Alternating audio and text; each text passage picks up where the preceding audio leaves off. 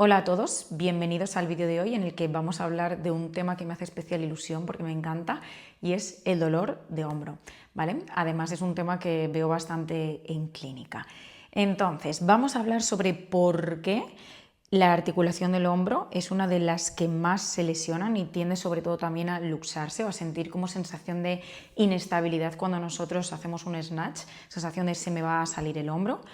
¿Por qué esta prevalencia de dolor de hombro aumenta en deportistas que tienen esos gestos de por encima de la cabeza?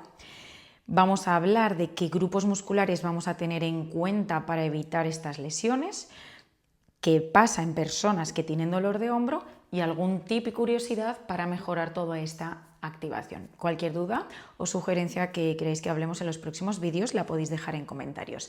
Bien, como hablamos en uno de los primeros vídeos, cada articulación va a tener un porcentaje de movilidad y un porcentaje de estabilidad. Y estos porcentajes van a depender del objetivo de cada articulación. En el caso de la articulación del hombro, es la articulación del cuerpo más móvil y por lo tanto va a ser también la articulación del cuerpo más inestable. ¿Por qué ocurre esto? Porque la cavidad glenoidea, que es donde se va a apoyar la cabeza del húmero, la superficie es mucho más chiquitita que la cabeza del hombro. Entonces es como si yo tengo una pelota y tengo una cuchara. Entonces sí que hay una buena congruencia, pero si yo lo muevo, tengo que estar con cuidado para estabilizar, para que no se salga, porque se puede caer, ¿vale? Sobre todo si yo hago un movimiento rápido, ¿vale? Y esta va a ser la razón por la que yo soy tan pesada con la importancia de activar la musculatura estabilizadora del hombro, porque son músculos chiquititos que van a ayudar a que esa cabeza del hombro se mantenga en su sitio, ¿vale? Luego, vamos a tener unos factores de riesgo que van a ser modificables y otros que van a ser no modificables. En cuanto a los modificables y que por tanto podemos tomar acción en ellos, vamos a encontrarnos ante un uso excesivo de la articulación del hombro, ¿vale? Como puede ser en deportes donde todo el rato estamos haciendo lanzamientos, como puede ser el voleibol o el béisbol, puede ser CrossFit o, por ejemplo, una falta de descanso de esta articulación también podría ser un factor de riesgo. Por otro lado, también nos podríamos encontrar ante una falta, una limitación de la movilidad de la articulación del hombro. Normalmente va a haber un déficit, sobre todo, de rotaciones o de flexión. ¿Qué pasa cuando hay una disminución de la movilidad? Que para llevar a cabo una tarea o un ejercicio vamos a compensar con otra articulación y esto igual en un inicio no nos lesiona, nos provoca igual alguna molestia, algún dolor, pero a la larga va a aumentar el riesgo de tener una lesión. Por último, también nos vamos a encontrar ante una debilidad de la musculatura estabilizadora, ¿vale? Sobre todo de la musculatura del manguito rotador. Por lo tanto, vamos a tener en cuenta todos estos puntos para trabajar en ellos y evitar lesionarnos. ¿Por qué? Porque si hablamos de prevalencia, de cantidad de personas que tienen dolor de hombro, estudios recientes observan que si hablamos de población general, no necesariamente deportista, los porcentajes se pueden situar entre un 7 y un 25%, pero cuando hablamos de la población deportista, los porcentajes aumentan muchísimo. En concreto, entre un 25 y un 75% van a padecer en algún momento dolor de hombro. Pero ojo, porque estos porcentajes aumentan llegando hasta un 90%, en, como estamos hablando todo el rato, deportistas con gestos por encima de la cabeza. Va a depender un poco en función del tipo de deporte, ¿no? ¿Por qué va a suceder esto? Porque al final, cuando nosotros hacemos un gesto por encima de la cabeza, estamos llevando la articulación del hombro a una posición máxima, a una rotación externa y una abducción de hombro máxima. Por lo tanto, tendremos que tener una buena movilidad y una buena estabilidad de hombro para realizar este tipo de movimientos y por eso yo siempre recalco tanto la importancia de todo esto, ¿vale? Luego, para evitar lesiones de hombro, vamos a tener en cuenta dos equipos que van a hacer que la articulación del hombro salga adelante con éxito y sin lesiones. Por un lado, vamos a encontrarnos ante el equipo formado por el manguito rotador y el deltoides, que van a trabajar en conjunto. Tendrá que trabajar un poquito más el manguito y su función va a ser que cuando yo muevo los brazos, mantener la congruencia articular, es decir, que la cabeza del hombro no se salga, ¿vale? ¿Cuál es el problema que se ha visto a nivel de electromiografía, que es una prueba que se hace a nivel muscular para ver la activación, en personas con dolor de hombro. Pues se ha observado que personas con dolor de hombro tenían una mayor activación del deltoides y una menor activación del manguito rotador. ¿Qué quiere decir esto? Que seguramente tienen una debilidad y el deltoides, para llevar a cabo la tarea, el ejercicio, para sacar adelante el equipo, va a tener que trabajar de más, ¿vale? Y esto nos puede dar pues esa sensación de cuando yo hago un ejercicio, sobre todo en esta posición, como de debilidad o sensación de inestabilidad, como que se me va a ir el hombro, ¿no? En segundo lugar, y muy importante también, el equipo formado por el serrato y el trapecio, ¿vale?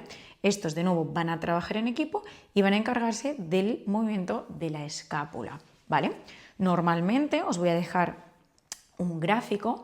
El trapecio, ¿vale? Va a estar dividido en 3: fibras del trapecio superior, fibras del trapecio medio, que van a ser las que se encuentran entre la escápula, y las del trapecio inferior.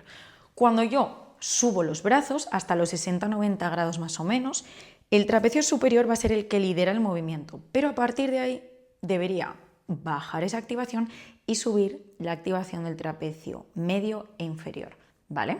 Sobre todo ya en esta posición, más o menos a los 120 grados, debería el inferior liderar el movimiento.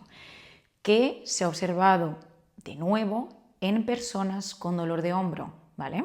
Este estudio me parece que era en crossfiteros que tenían una mayor activación del trapecio superior y una falta de activación o debilidad de las fibras del trapecio medio e inferior, con lo cual, de nuevo, el trapecio superior se veía sobrecargado porque tenía que hacer el trabajo del resto del equipo que no estaba trabajando. Y esto seguro que muchos de vosotros os sentiréis identificado con esa sobrecarga típica del trapecio superior. ¿Y qué pasa si en clínica solo tratamos esto, bajamos el tono para que esté más relajado el trapecio superior, pero me vuelve a pasar porque al final solo es un parche y yo sigo haciendo el patrón del movimiento mal, he generado una compensación y no estoy trabajando mi punto débil para quitarle carga al trapecio? En realidad el pobre solo está haciendo que el equipo salga a flote y tú encima le estás penalizando, ¿no? Entonces esto va a ser muy importante, estos dos equipos, que los tengamos en cuenta, y va a ser muy importante trabajarlos en el calentamiento para despertar a esa musculatura de forma específica antes de realizar mi entrenamiento, sobre todo, y recalco, si voy posteriormente a realizar un ejercicio overhead en el que tenga una exigencia de una movilidad máxima, ¿vale? Vale. Por último, también quería hablar de la importancia de la fuerza de agarre, porque no sé si lo sabíais, pero la fuerza de agarre está directamente relacionada con la fuerza del manguito rotador. La fuerza de agarre la podemos medir en clínica, por ejemplo, con un hand grip. Os voy a dejar un vídeo, ¿vale? Y esto nos va a ayudar también a objetivar y medir determinadas cosas que luego podemos ir viendo la evolución de un tratamiento de hombro en clínica.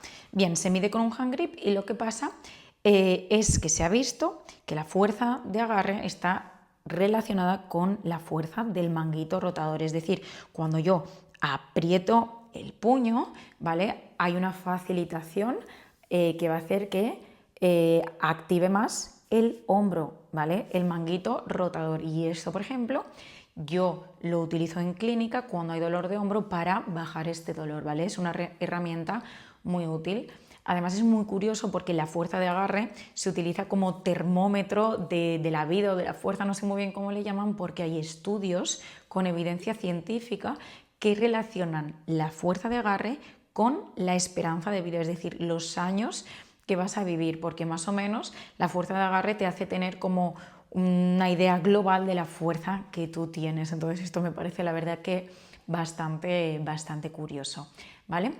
Así que quiero que os quedéis con estos 3 puntos, que es: ¿por qué no puedo saltarme el calentamiento, sobre todo de estabilidad? No vale solo con hacer movilidad, ¿vale? La movilidad, por supuesto, va a ser súper importante porque si no compensaremos con otras articulaciones, pero despertar la musculatura estabilizadora va a ser también muy importante para no generar estas compensaciones y no tener esa sensación de inestabilidad.